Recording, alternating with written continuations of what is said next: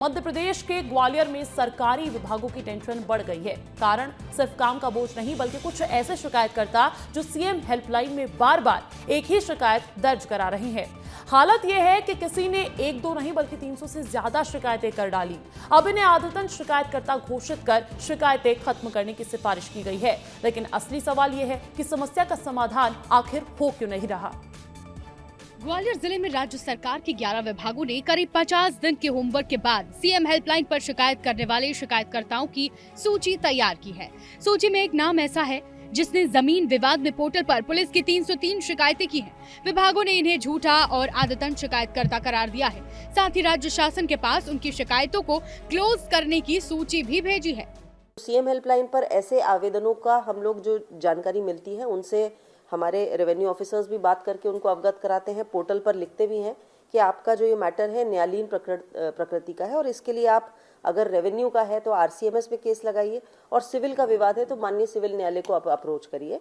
तो इनको as such CM helpline से हम लोग नहीं सॉल्व कर पाते हैं और सीएम हेल्पलाइन का देह भी इसी प्रकार का है। हमारे सर्कुलर्स हैं जो ये बताते हैं कि न्यायालीन प्रकरणों का निराकरण सीएम हेल्पलाइन के माध्यम से नहीं होना है। हमारे जो जुरिडिक्शन के चारों जिले हैं ग्वालियर, शिवपुरी, अशोकनगर, गुना, ये सभी ए ग्रेड में हैं जहाँ पर शिकायतों का निवारण बहुत ही गंभीरता से किया गया है। प्रयास यही किया गया है कि सभी जो शिकायत करता हैं उनको पूर्णतः सुना जाए और जो ऐसी शिकायतें हैं जिनको as per rule of law विधि सम्मत तरीके से दूर किया जा सकता है उनको पूर्णतः संतोषजनक ढंग से हम बंद करवाएं, क्लोज करवाएं।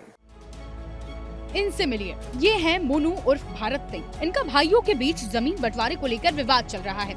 मामला राजस्व का है पर शिकायत पुलिस की होती है। मोनू और भारत सिंह के नाम से अभी तक सर्वाधिक 303 शिकायतें कर चुके हैं। इसी कारण इन्हें आदतन माना गया। लेकिन वो कहते हैं कि वो आदतन अपराधी नहीं है बल्कि शिकायत करता है क्योंकि उनकी शिकायतों का निराकरण नहीं हो रहा है, इसलिए उन्हें बार बार शिकायत करनी पड़ रही है। वो दावा करते हैं कि अगर उनकी शिकायतें गलत हो तो उन पर कार्रवाई की जाए।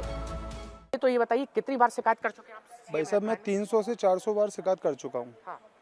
लेकिन मेरी 2024 से लेकर आज दिनांक तक कोई सुनवाई नहीं हुई है।